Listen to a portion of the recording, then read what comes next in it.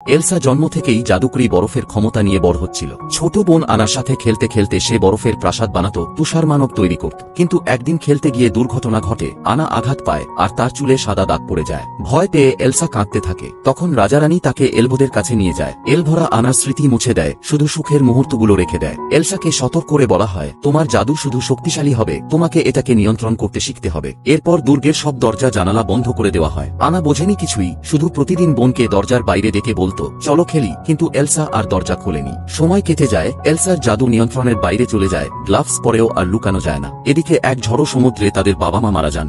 শেষকৃত্যে Elsa পর্যন্ত যায়নি, কারণ সে সবাইকে আঘাত করার ভয়ে একেবারে একা হয়ে গিয়েছিল। 3 বছর পর এলসার 18তম জন্মদিনে রাজ্যাভিষেকের দিন আসে। দুর্গের দরজা অবশেষে খোলা হয়। আনা খুশিতে মাতোয়ারা, আবার মুক্ত হলো বলে। কিন্তু এলসা ভীষণ নার্ভাস, যদি তার গোপন শক্তি সবাই জেনে ফেলে। অবশেষে দুই বোন আবার দেখা করে। আনা নাচে মেতে ওঠে, আর এক প্রতিবেশী রাজ্যের রাজপুত্র হ্যান্সের প্রেমে পড়ে। সে তাড়াহুড়ো করে বিয়ের সিদ্ধান্ত জানায়, কিন্তু এলসা রাজি হয় না, আর এ নিয়ে বোনদের মধ্যে বড় ঝগড়া বাঁধে। আনা একসময় এলসার গ্লাভস ছিনিয়ে নেয়। সেই মুহূর্তে দুর্ঘটনাক্রমে এলসার জাদু ফেটে বের হয়, সবাইকে সামনে তার বরফের ক্ষমতা প্রকাশ পেয়ে যায়।